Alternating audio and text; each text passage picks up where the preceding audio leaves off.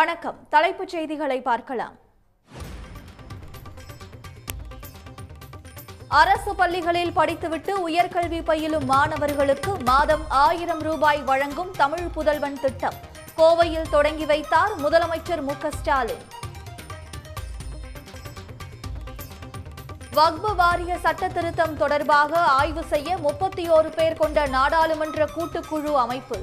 மக்களவை திமுக கொறடா ராசா, திரிணாமுல் எம்பி கல்யாண் பானர்ஜி உள்ளிட்டோர் குழுவில் உள்ளனர்.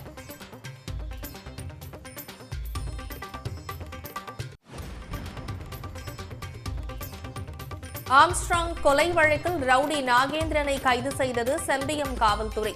பாஜக வழக்கறிஞர் பால் கனகராஜிடம் 8 மணி நேரம் விசாரணை நடத்திய போலீசார்.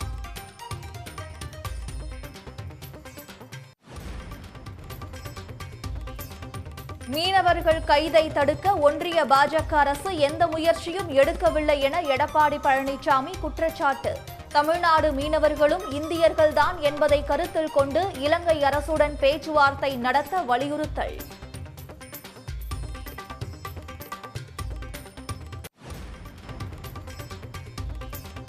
புதுச்சேரியில் நீதிமன்ற உத்தரவை மீறி முதல்வர் ரங்கசாமிக்கு பிறந்த நாள் பேனர் வைக்கப்பட்ட விவகாரம். நடவடிக்கை கோரி சென்னை உயர்நீதிமன்ற பதிவாளருக்கு புதுச்சேரி நீதிபதி கடிதம்.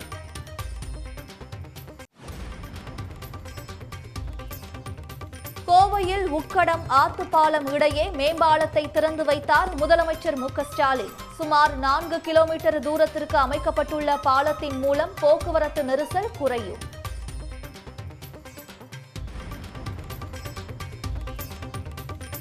சேலம் அரசு மருத்துவமனையிலிருந்து 5 நாள் பச்சிளம் குழந்தையை கடத்தி சென்ற பெண். சிசிடிவி காட்சிகள் அடிப்படையில் தீவிரமாக தேடும் காவல்துறை.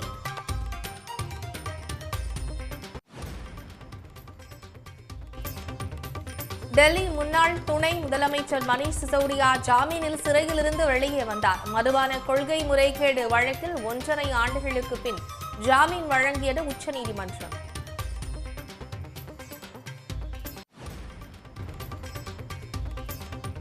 வரைவு வாக்காளர் அட்டை தயாரிப்பு பணிகளை வரும் 20ஆம் தேதி முதல் அக்டோபர் 28ஆம் தேதி வரை மேற்கொள்ள வேண்டும்.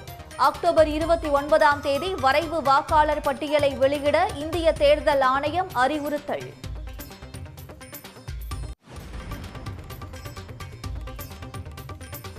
டெல்லியில் ராகுல் காந்தியை சந்தித்தார் ஒலிம்பிக்கில் பதக்கம் வென்ற மனு பாக்கர். மலர் கொத்து இனிப்பு வழங்கி மனு பாக்கருக்கு ராகுல் வாழ்த்து. உயர்கல்வி பயிலும் மாணவர்களுக்கு மாதந்தோறும் 1000 ரூபாய் வழங்கும் தமிழ் புதல்வன் திட்டத்தை தொடங்கி வைத்த முதலமைச்சர் மு.க.ஸ்டாலின் தடைகளை தகர்த்தெறிந்து உயர்கல்வி படித்து முன்னேற வேண்டும் என மாணவர்களை கேட்டுக் கொண்டுள்ளார். 6 முதல் 12ஆம் வகுப்பு வரை அரசு மற்றும் அரசு உதவி பெறும் பள்ளிகளில் பயின்று உயர்கல்வி தொடரும் மாணவர்களுக்கு மாதந்தோறும் 1000 ரூபாய் வழங்கும் தமிழ் புதல்வன் திட்டத்தை முதலமைச்சர் மு.க.ஸ்டாலின் கோவையில் தொடங்கி வைத்தார்.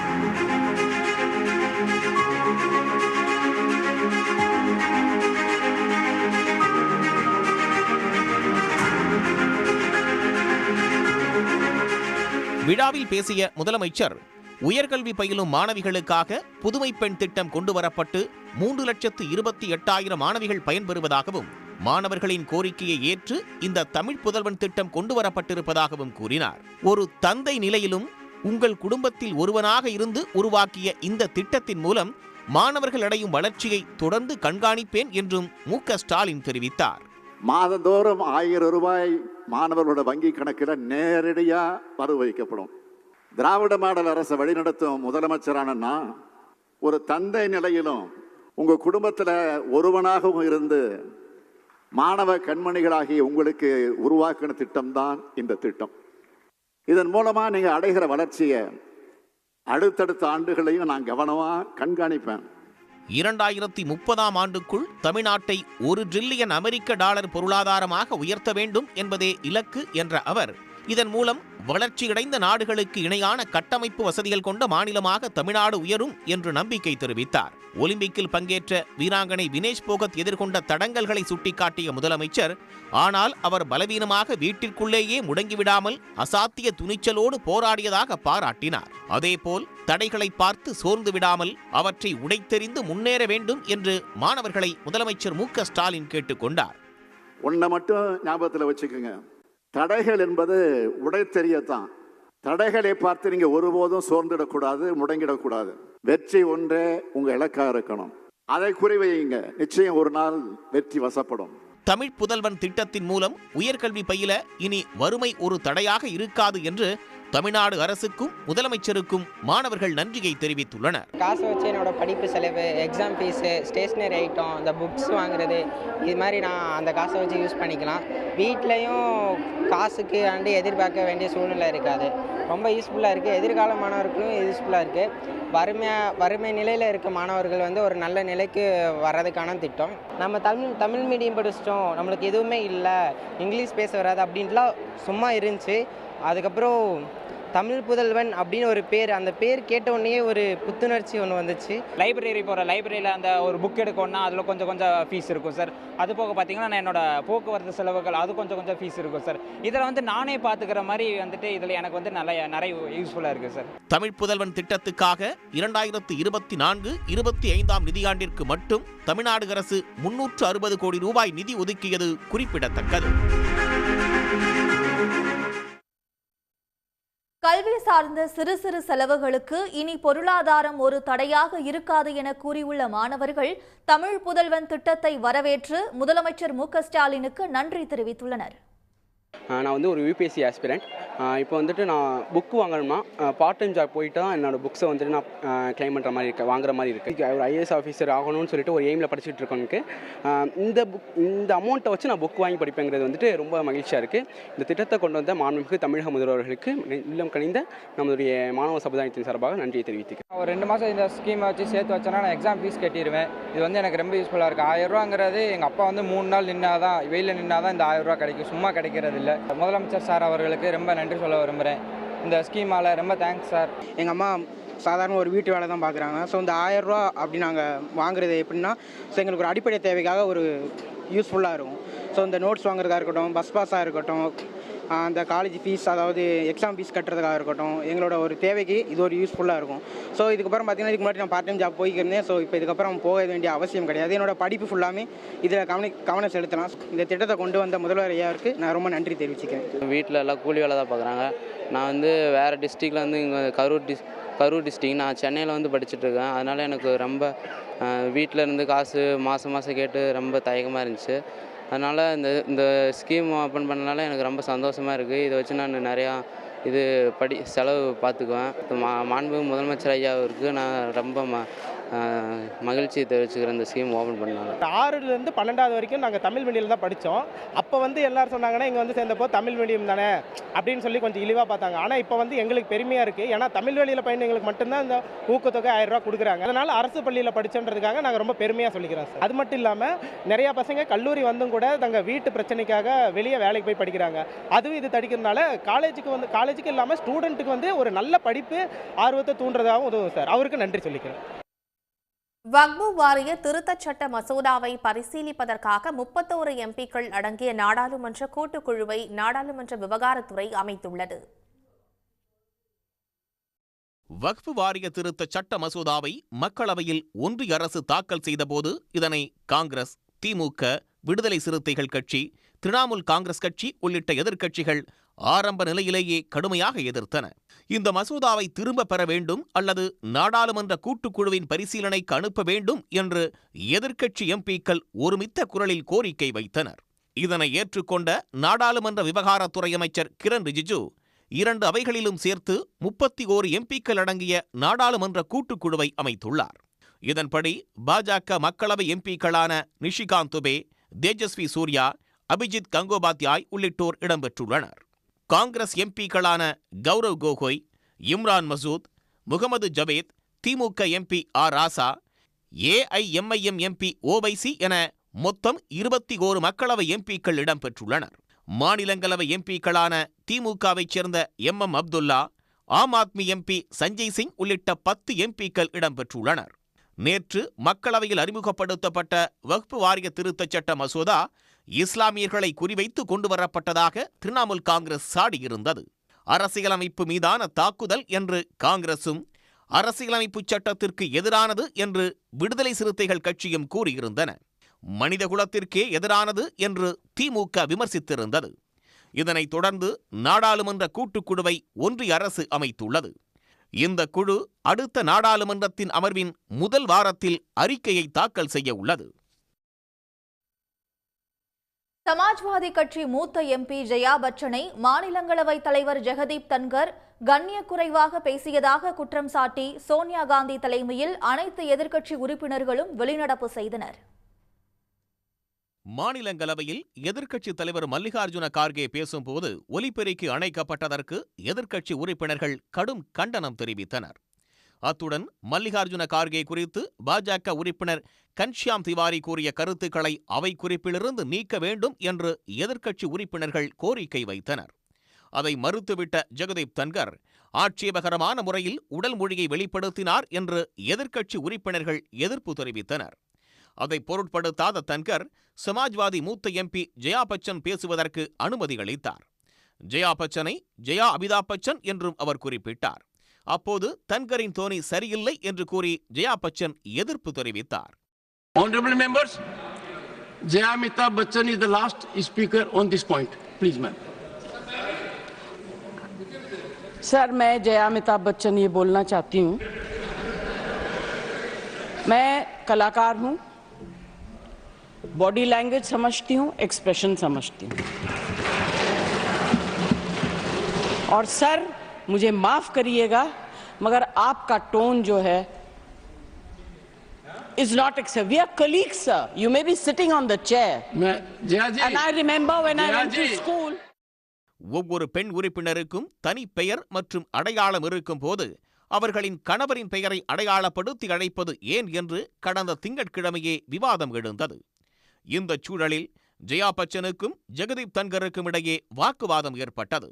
ஆட்சேபகரமான உடல் மொழி மற்றும் முகபாவத்தை மாநிலங்களவைத் தலைவர் ஜெகதீப் தன்கர் வெளிப்படுத்தியதாக குற்றம் சாட்டிய ஜெயா பச்சன், மூத்த MP-யாகிய தம்மை பிரபலம் என்று அழைத்ததற்கு மன்னிப்பு கோர வேண்டும் என்றும் கோரிக்கை விடுத்தார். ஆனால் அதை ஜெகதீப் தன்கர் மறுத்துவிட்டதால் சோனியா காந்தி தலைமையில் ஜெயா பச்சனுக்கு ஆதரவாக எதிர்க்கட்சி உறுப்பினர்கள் வெளிநடப்பு செய்தனர். அப்போது பேசிய அவைத் தலைவர் ஜெகதீப் தன்கர், 1942ஆம் ஆண்டு இதே நாளில் வெள்ளையனே வெளியேறு இயக்கம் நடைபெற்றது என்றும் தற்போது நாடாளுமன்றத்தை விட்டு எதிர்க்கட்சி MPக்கள் வெளியேறுகின்றனர் என்றும் கூறி மீண்டும் சலசலப்பை ஏற்படுத்தினார். அவைக்கு வெளியே பேட்டியளித்த ஜெயா பச்சன், மாநிலங்களவையில் மக்கள் மன்றத்தில் பயன்படுத்த ஒவ்வாத வார்த்தைகளை ஜெகதீப் தன்கர் பயன்படுத்துவதாக குற்றம் சாட்டினார். இதற்கிடையே திங்கட்கிழமை நிறைவடைய வேண்டிய மழைக்கால கூட்டத்தொடர் மக்களவை மற்றும் மாநிலங்களவையில் தொடர்ந்து அமளி ஏற்பட்டதால் முன்னதாகவே நிறைவு பெற்றுள்ளது. கடந்த 2 நிதியாண்டுகளில் பல்வேறு மாநிலங்களில் நடைபெற்று வரும் மெட்ரோ ரயில் திட்டங்களுக்கு ஒதுக்கப்பட்டுள்ள நிதி குறித்த விவரங்களை ஒன்றிய அரசு வெளியிட்டுள்ளது. அதன் மூலம் சென்னை மெட்ரோ ரயில் திட்டத்திற்கு ₹1 கூட ஒதுக்கப்படவில்லை என்பது அம்பலமாகியுள்ளது. சென்னை மெட்ரோ ரயில் திட்டத்திற்கு பயணிகளிடையே பெருமளவில் வரவேற்பு கிடைத்துள்ளது. இதையடுத்து சென்னையில் 2ஆம் கட்ட மெட்ரோ ரயில் திட்டத்தை 63,246 கோடி ரூபாய் செலவில் 118.9 கிலோமீட்டர் தொலைவுக்கு செயல்படுத்த தமிழ்நாடு அரசு நடவடிக்கை எடுத்துள்ளது. இதற்கு ஒன்றிய அரசு முறையாக நிதி ஒதுக்காத நிலையில் அது குறித்து மக்களவையில் திமுக MP தயாநிதி மாறன் கேள்வி எழுப்பியிருந்தார். ரயில்வே துறை அமைச்சர் மெட்ரோ திட்டத்தை பற்றி அவர் பதிலளிக்க இயலாது. இது பார்த்தீங்கன்னா அர்பன் டெவலப்மெண்ட் மினிஸ்ட்ரி கிட்ட தான் வரும். அவங்க கிட்ட கேட்டபோது நான் கேட்டேன், இதில் மாநில வாரியாக ஒவ்வொரு மாநிலத்துக்கு ஆண்டுக்கு ஒன்றுக்கு எவ்வளவு நீங்கள் கொடுக்கும்போது பார்த்தீங்கன்றால் தமிழ்நாட்டுக்கு தொடர்ந்து 0. ஆமாம், முதல் கட்ட மெட்ரோ ரயில் திட்டத்திற்கு அப்பொழுது இருந்த UPA அரசு நிதியை வழங்கியது. ஆனால் அதற்கு பிறகு வந்த மோடி அரசு தமிழ்நாட்டுக்கு எந்த ஒரு நிதியும் ஒதுக்கவில்லை என்பதுதான் உண்மை. இதை நான் சொல்லவில்லை, சொல்றது ஒன்றிய அமைச்சர். தமிழ்நாட்டை வஞ்சிக்க வேண்டாம், தமிழ்நாடுக்கு ஒதுக்க நிதி ஒழுங்காக ஒதுக்குங்கள் என்று மீண்டும் கேட்கிறோம். ஒன்றிய அரசின் நகர்ப்புற மேம்பாட்டுத்துறை அமைச்சர் தோக்கன் சாகு எழுத்துப்பூர்வமாக பதிலளித்துள்ளார். அதில் நாடு முழுவதும் பல்வேறு மாநிலங்களில் நடைபெற்று வரும் மெட்ரோ ரயில் திட்டங்களுக்கு ஒதுக்கப்பட்டுள்ள நிதி குறித்த விவரங்கள் இடம்பெற்றுள்ளன. அதன்படி அதிகபட்சமாக கடந்த 2 ஆண்டுகளில் டெல்லி காசியாபாத் மீரட் மெட்ரோ திட்டத்திற்கு 43,431 கோடி ரூபாய் ஒதுக்கப்பட்டுள்ளது. அதற்கு அடுத்தபடியாக பெங்களூரு மெட்ரோ ரயில் திட்டத்திற்கு 7,659 கோடி ரூபாயும், மும்பை மெட்ரோ ரயில் திட்டத்திற்கு 4,402 கோடி ரூபாயும் ஒதுக்கப்பட்டுள்ளது. சூரத் மெட்ரோவிற்கு 3,962 கோடி ரூபாயும், டெல்லி மெட்ரோவுக்கு 3,306 கோடி ரூபாயையும் ஒன்றிய அரசு ஒதுக்கியுள்ளது. அதேபோல கான்பூர் மெட்ரோவிற்கு 2,629 கோடி ரூபாயும், அகமதாபாத் மெட்ரோவிற்கு 2,596 கோடி ரூபாயும் ஒதுக்கப்பட்டுள்ளது.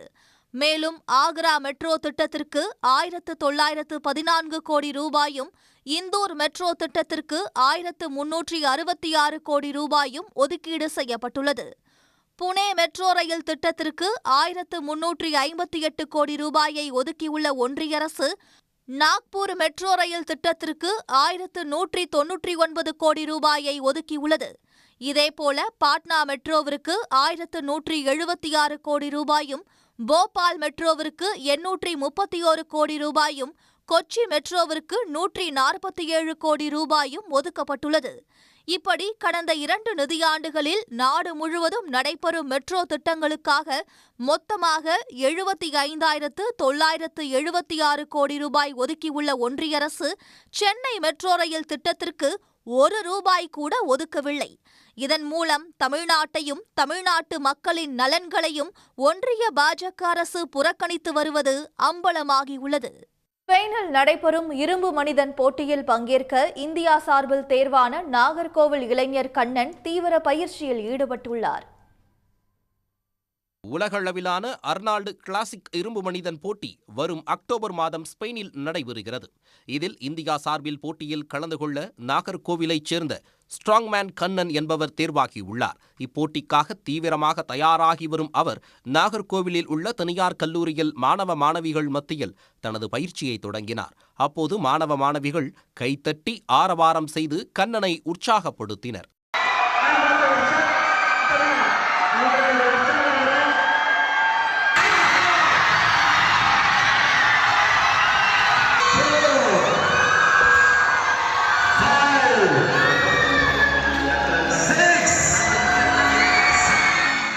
அப்போது பேசிய கண்ணன் அர்னால்டு கிளாசிக் போட்டியில் கலந்து கொள்ள அரசு சார்பில் உதவ வேண்டும் என கோரிக்கை விடுத்தார். 2024 உலக இரும்பு மனிதன் போட்டி அர்னால்டு கிளாசிக் போட்டிக்கு அக்டோபர் 12-13 ஸ்பெயினில் நடக்குது. அதுக்கு இந்தியா சார்பாக நான் கலந்துக்க போகிறேன். குமரி மாவட்டத்திலிருந்து நான் முதல் முறையாட்டு நான் போகிறது ரொம்ப ஹாப்பியாக ஃபீல் பண்ணுறேன்.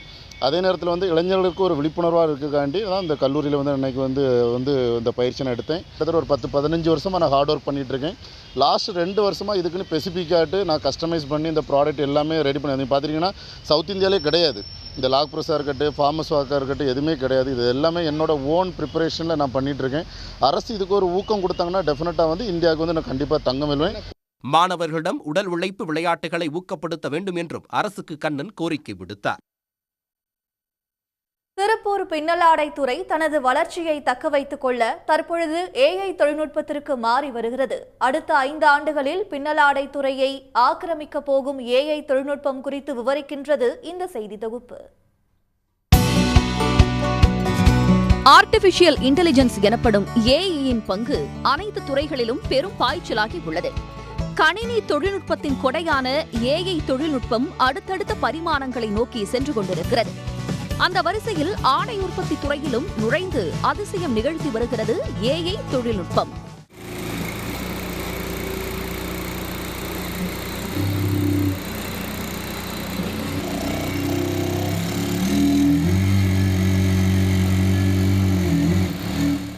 இந்தியாவிலேயே முதல் முறையாக AI தொழில்நுட்பத்தில் இயங்கும் தையல் எந்திரம் திருப்பூரில் அறிமுகம் செய்யப்பட்டுள்ளது. இது உற்பத்தி நேரத்தை மிச்சப்படுத்துவதாகவும் தரமான ஆடைகளை வழங்குவதாக தெரிவிக்கின்றனர் ஆடை உற்பத்தியாளர்கள். இந்த பீஸை வந்து சென்ஸ் பண்ணி அதாவது ஃபேப்ரிக்கை ஆட்டோமேட்டிக்காக சென்ஸ் பண்ணிங்க. இதில் என்ன தேவை ப்ரெஷரோ அதை வந்து 0.0006 மைக்ரோ செகண்டில் சேஞ்ச் ஆகுது. ஸோ அதுக்கடுத்து பார்த்தீங்கன்னா சேஞ்ச் ஆனதுன்னா அது இழுக்கிறதுக்கு வந்து இழுவைக்கு வந்து ஸ்மார்ட் ட்ரைனோ ஃபீடிங் டிவைஸ் அப்படின்னு ஒரு டிவைஸ் கொடுத்துருக்கோம். அது என்ன பண்ணுன்னா இது என்ன தேவை இழுவையோ அதை இழுத்து கொடுக்கும். ஸோ நீங்கள் இதனால் எந்த விதமான கார்மெண்ட் தைக்கலாம். லைக் தின் ஃபேப்ரிக், லோ ஜிஎஸ்எம் 100 GSM இருக்க ஃபேப்ரிக் தைச்சு உடனே வந்து பார்த்தீங்கன்னா ஒரு 5 லேயர் உள்ள ஹெவி வந்துச்சுன்னா ஆட்டோமேட்டிக்காக தைக்குங்க. சிறிய எண்ணிக்கையிலான ஆடை ஆர்டர்களை விரைவாக முடிக்க வேண்டிய தேவை இன்று ஆடைத்துறையில் ஏற்பட்டுள்ளது. இதற்காக ஏற்படும் கூடுதல் நேரத்தை ஏஐ ஓவர்லாக் தையல் இயந்திரம் விரைவாக முடிப்பதால் அதிக லாபம் ஈட்ட முடியும் என்று உற்பத்தியாளர்கள் தெரிவிக்கின்றனர். இந்த ஏஐ தையல் இயந்திரத்தால் உற்பத்தி அதிகரிக்குமே தவிர வேலை வாய்ப்பு பறிபோகாது என்றும் அவர்கள் கூறுகின்றனர். ஏஐல என்ன அப்படின்னாக்கா ஒரு ப்ரிசிஷன் மிஷின் லேர்னிங், அந்த சாஃப்ட்வேர் வந்து நம்ம என்ன இயந்திரத்தை யூஸ் பண்ணுறோமோ அதை வந்து அதோடைய டேட்டா ப்ரிசிஷனாக லேர்ன் பண்ணி அதை ஆட்டோமேட்டிக்காக அதே கரெக்ட் பண்ணிக்கும் அட்ஜஸ்ட்மெண்ட்ஸ்லாம். அதாவது முன்னால் வந்து மனித மேனுவலாக பண்ணிகிட்டு இருந்தது வந்து அந்த சாஃப்ட்வேர் வந்து அதையே கரெக்ட் பண்ணிக்கும். அதனால் என்ன ஆகுதுனாக்கா ப்ராடக்ட் தரம் உயர்ந்து வரும். மேனுவல் எரர் எங்கேயுமே இல்லாத ப்ராடக்ட் தரம் வந்து உயர்ந்து நிற்கும். காலத்திற்கு ஏற்றவாறு நிகழும் மாற்றத்தை ஏற்றுக்கொண்ட திருப்பூருக்கு இந்த ஏஐ தொழில்நுட்பம் கை கொடுக்குமா என்பதை பொறுத்திருந்துதான் பார்க்க வேண்டும். சன் செய்திகளுக்காக திருப்பூர் செய்தியாளர் ராமசாமி. வயநாட்டில் நிலச்சரிவில் சிக்கி காணாமல் போன 100க்கும் மேற்பட்டோரை தேடும் பணியில் மீட்பு படையினருடன் பேரிடரின் போது உயிர் தப்பிய உறவினர்கள் 190 பேரும் கைகோர்த்துள்ளனர். கேரளாவில் கனமழை கொட்டியதால் கடந்த 30ஆம் தேதி அதிகாலை ஏற்பட்ட பயங்கர நிலச்சரிவு மற்றும் காட்டாற்று வெள்ளம் காரணமாக முண்டக்கை, சூரல்மலை, மேப்பாடி ஆகிய பகுதிகள் முற்றிலும் சேதமடைந்தன. நூற்றுக்கணக்கான கட்டடங்கள் மண்ணுக்குள் புதைந்தன. இந்த கோர சம்பவத்தில் உயிரிழந்தோர் எண்ணிக்கை 420ஆக அதிகரித்துள்ளது. அனைத்து உடல்களும் கூராய்வு செய்யப்பட்டு 178 உடல்கள் உறவினர்களிடம் ஒப்படைக்கப்பட்டதுடன் அடையாளம் தெரியாத 233 உடல்கள் அடக்கம் செய்யப்பட்டதாக மாநில அரசு கூறியுள்ளது. இந்நிலையில் காணாமல் போன 100க்கும் அதிகமானோரை தேடும் பணி 11வது நாளாக தொடர்கிறது. மீட்பு படையினருடன் உயிர் தப்பிய உறவினர்கள், நண்பர்கள் என 190 பேர் இணைந்து தேடும் பணியில் ஈடுபட்டுள்ளனர். இதனிடையே சுற்றிப்பார அருவி பகுதியில் 4 உடல்களை வனத்துறையினர் கண்டெடுத்தனர். நிலச்சரிவால் பலர் பாதிக்கப்பட்டுள்ளதால் பாரம்பரிய ஓணம் கொண்டாட்டங்கள் ரத்து செய்யப்படுவதாக அறிவித்துள்ள கேரள அரசு வீடுகளில் எளிமையான முறையில் பண்டிகையை கொண்டாடுமாறு கேட்டுக் கொண்டுள்ளது. இதனிடையே வயநாட்டில் நிலச்சரிவால் பாதிக்கப்பட்ட பகுதிகளை பார்வையிட நாளை வரும் பிரதமர் மோடி முகாம்களில் தங்கியுள்ள பாதிக்கப்பட்ட மக்களை சந்தித்து ஆறுதல் கூறவுள்ளார். சன் நியூஸ் வாட்ஸ்அப் சேனலை ஃபாலோ செய்யுங்கள். QR கோடை ஸ்கேன் செய்து சன் நியூஸோடு இணைந்திருங்கள்.